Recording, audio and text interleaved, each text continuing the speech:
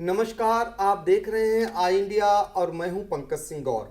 और आज आई इंडिया के स्टूडियो में खास मेहमान हैं। आपका परिचय कराते हैं, कांग्रेस के जिला अध्यक्ष उत्कर्ष अवस्थी जी। पहले तो आपका स्वागत है। और आज हम खास चर्चा के लिए आपको आमंत्रित किए हैं। जैसा कि आप सभी लोग जानते हैं कि कांग्रेस के दिग्गज नेता और केंद्रीय मंत्री रहे जितिन प्रसाद अब से कुछ ही देर पहले कांग्रेस को छोड़कर भाजपा में चले गए हैं। तो केंद्रीय मंत्री भाजपा में गए हैं, उसके बाद अब जैसी चर्चाएं निकल करके आ रही हैं कि योगी मंत्रिमंडल में वो मंत्री बनाए जा सकते हैं।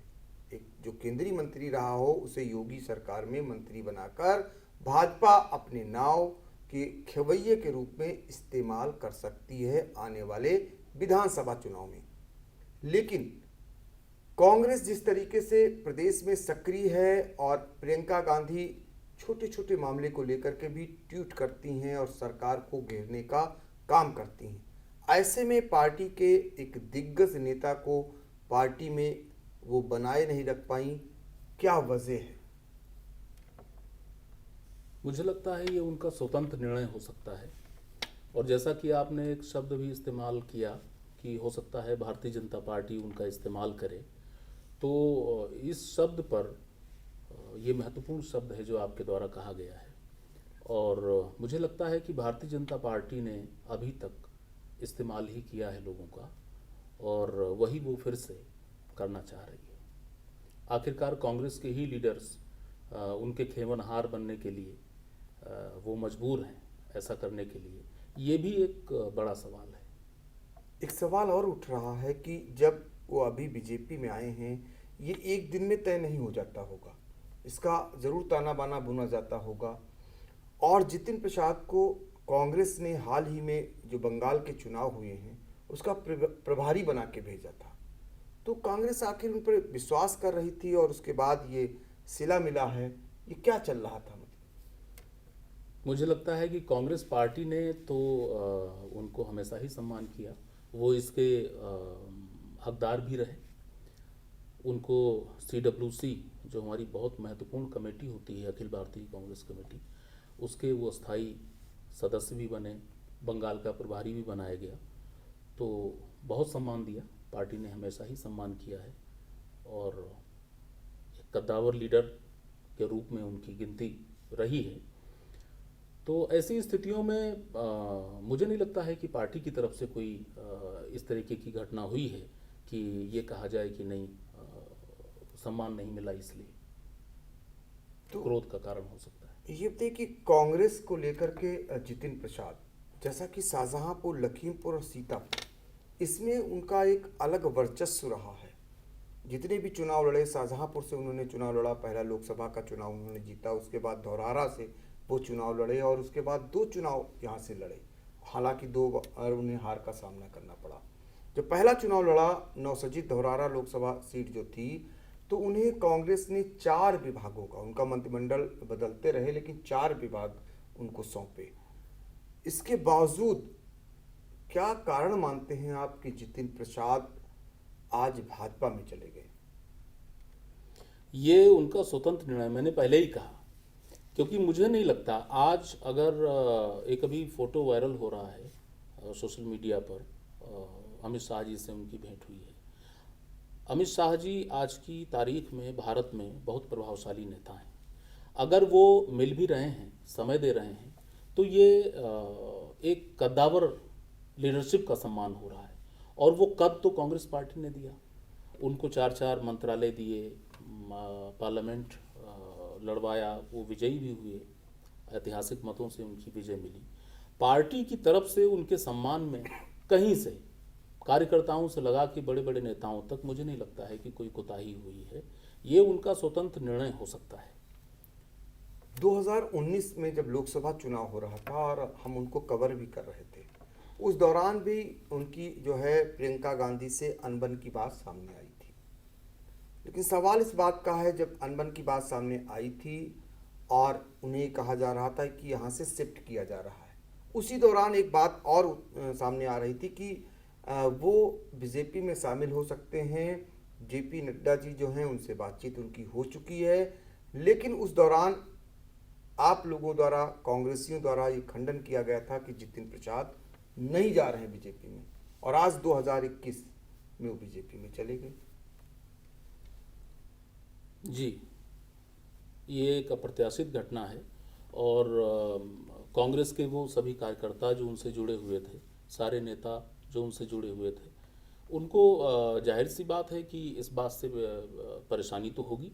और कोई भी अपने घर परिवार का सदस्य अगर उस घर को छोड़ता है तो ये थोड़ा पीड़ा का विषय होता है। बहुत सारे लोग उनसे भावनात्मक रूप से भी जुड़े रहे, कांग्रेस के लोग, और अभी तो सोशल मीडिया पर भी पूरा इसका ट्रायल चल रहा है।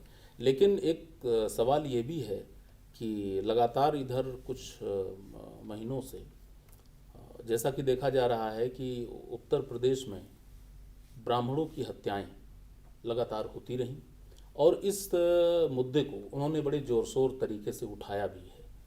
सवाल ये है कि वो सरकार, उस पार्टी की सरकार जिसमें किसी एक वर्ग विशेष को लेकर बहुत सारे सवाल जो खुद उन्होंने उठाए थे, अनेकों अखबारों में भी ये खबरें आई हैं, और उसी पार्टी में शामिल होना, तो ये बड़ा अप्रत्याशित है मेरे लिए भी। और साथ ही ये भी कि उनको यूपी की राजनीति में लाया जा सकता है।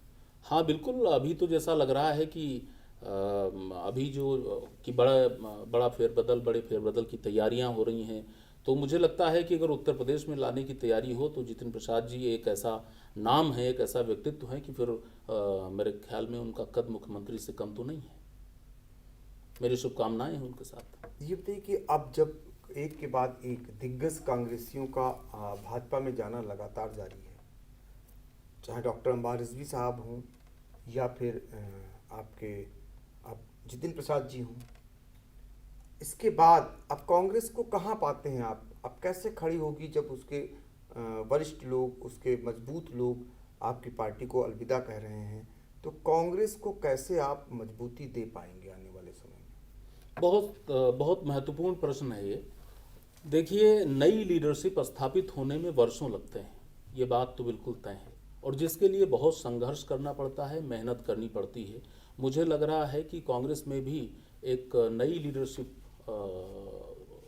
उसका आगाज़ होगा भविष्य में। निश्चित तौर पे उस पर बहुत मेहनत करनी पड़ेगी, और जिनके भी आपने नाम गिनाए, ऐसे बहुत सारे कांग्रेस के लोग, रीता बहुगुणा जोशी जी, जगदम्बिका पाल जी, या डॉक्टर अंबार रिजवी जी, ज्योतिरादित्य सिंधिया जी, सतपाल महाराज जी, विजय बहुगुणा जी, ये कांग्रेस पार्टी में जब तक थे तब तक एक महत्वपूर्ण सशक्त लीडर की भूमिका में रहे। लेकिन जहाँ तक मैं समझता हूँ कि भारतीय जनता पार्टी में जाने के बाद में उनकी वो गरिमा जो कांग्रेस पार्टी में थी वो तो नहीं वहाँ पे रह पाई, मेंटेन नहीं रह पाई। तो इस बात को भी देखना होगा कि सारे लोग वहाँ पर गए लेकिन कहीं खो गए, कहीं कोई लाइमलाइट में नहीं है। सब ये कहना गलत नहीं होगा कि सब हाशिए पर हैं। ये भी एक महत्वपूर्ण सवाल है। ये तो उनकी गरिमा की बात हो गई। आपकी पार्टी कांग्रेस अब कैसे खड़ी होगी, कैसे मजबूत पिलर उसको मिलेंगे और कैसे आप उसको मजबूती देंगे? जिन लोगों ने कांग्रेस पार्टी को छोड़ा है, ये वो लोग हैं जो कांग्रेस पार्टी से चुनाव लड़े और हारे। तो पार्टी की तरफ से, संगठन की तरफ से, नेताओं की तरफ से कोई तो कमियां होंगी जो हुई होंगी। तो जाहिर सी बात है कि लीडरशिप कितनी भी बड़ी क्यों ना हो, अगर वो चुनाव हारती है तो उसका मूल्यांकन होना चाहिए, हार पे मंथन होना चाहिए, और उनमें जो त्रुटियां, जो कमियां रह गई हैं उनको दूर करने का प्रयास होना चाहिए। हम लोग भी यही काम कर रहे हैं। हम एक विचारधारा हैं और उस विचारधारा को हमें समझते हैं कि देश के विकास के लिए, देश में समरसता के लिए वो विचारधारा जिसने आज़ादी का संघर्ष लड़ा है, तो उसका आना आवश्यक है बच्चों के भविष्य के लिए। तो हम लोग उस विचारधारा के प्रचार और प्रसार में लगे हैं। त्रुटियों को दूर करेंगे, नए लोगों को लाएंगे, जोड़ेंगे, और कांग्रेस विचारधारा का प्रचार प्रसार करते हुए, ये कठिन लक्ष्य है लेकिन करेंगे, इसको मेहनत करेंगे इसमें। उत्कर्ष अवस्थी जी, एक बात समझ से परे लग रही है कि दिल्ली और बंगाल के जो चुनाव नतीजे आए हैं, उसके बाद जो पंचायत के चुनाव हुए हैं यूपी में, इन तीनों चुनाव में भाजपा को बड़ा नुकसान हुआ और भाजपा को लोगों ने नकारा है।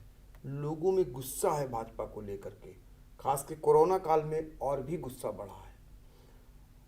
महंगाई अपने चरम पे है। ऐसे हालातों में अब जितिन प्रसाद जी का भाजपा में जाना, क्या मानते हैं? अब इसका जवाब तो वही दे पाएंगे बेहतर। और ये प्रश्न ऐसा है, हर कोई यही सवाल कर रहा है कि डूबते जहाज की सवारी क्यों। ये प्रश्न एक मौलिक प्रश्न है जो इस वक्त चल रहा है, और ये प्रश्न मेरे मन में भी है। यह अनुत्तरित प्रश्न है जिसका जवाब या तो वो खुद दे सकते हैं या भविष्य देगा। आपका लंबा समय उनके साथ बीता है जी, उनके कार्यों से आप बखूबी वाकिफ भी हैं। ऐसे में जितिन प्रसाद जी की जैसी कार्यशैली है, आपने देखा लोकसभा चुनाव, विधानसभा चुनाव में वो अपने मनपसंद के लोगों को लड़ाने का काम करते हैं, दूसरे दलों से लोगों को ला करके उनको टिकट दिलाने का काम करते हैं। ऐसे हालातों में भाजपा में वो कहाँ टिक पाएंगे, कैसे अपने को स्थापित करेंगे, आपका क्या मत है? नहीं, भारतीय जनता पार्टी में तो कांग्रेस से कोई भी लीडर गया है तो वहाँ पे निर्णायक भूमिका में पहुंच ही नहीं सकता। वो एक उन्होंने आज कहा भी ज्वाइन करते वक्त, संस्थागत एक पार्टी है। तो उन्होंने उस चीज़ को स्वीकार किया है। वहाँ पर कोई भी निर्णायक भूमिका में नहीं रहा, अब तक का तो इतिहास यही है। तो ये भविष्य में मुझे नहीं लगता है कि कोई भी दूसरी पार्टी का नेता वो फौरी तौर पे वहाँ पे किन्हीं कारणों से या उसका इस्तेमाल करने के लिए भारतीय जनता पार्टी अपने में शामिल कराए और फिर इसके गुणगान करे, उसकी शक्तियों का इस्तेमाल करे, ये तो वो कर सकते हैं, लेकिन निर्णायक की भूमिका में वो लाएंगे नहीं। अच्छा, इतना बड़ा सर्जिकल स्ट्राइक भाजपा ने आपने कर दिया पार्टी में, यानी कि कांग्रेस में, और आप लोगों को खबर थी, पता चला आपको? कब पता चला? नहीं, मुझे नहीं पता था इस बारे में, और ये तो आज ही खबर मिली।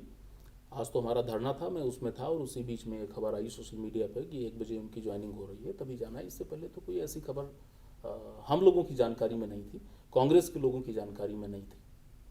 तो आपने सुना जितिन प्रसाद को लेकर के कांग्रेस के जिला अध्यक्ष उत्कर्ष अवस्थी, जो उनके बेहद ही कभी करीबी रहे और उनके कार्यों को बड़े नज़दीक से उन्होंने देखा। अब वो भाजपा में गए हैं, भाजपा को लेकर उनके मन में क्या कुछ था और भाजपा में कैसे रच बस पाएंगे, इसको लेकर उन्होंने खुले मन से बताया। साथ ही यह भी बताया कि अब वो फिर से कांग्रेस को खड़ा करने का प्रयास करेंगे सीतापुर में। यह आने वाला समय बताएगा कि कांग्रेस कितनी मजबूत होती है सीतापुर में। फिलहाल उनके एक बड़े नेता और बीजेपी में चले गए हैं। धन्यवाद। खबर आपकी, नजर हमारी। देखते रहिए आई इंडिया।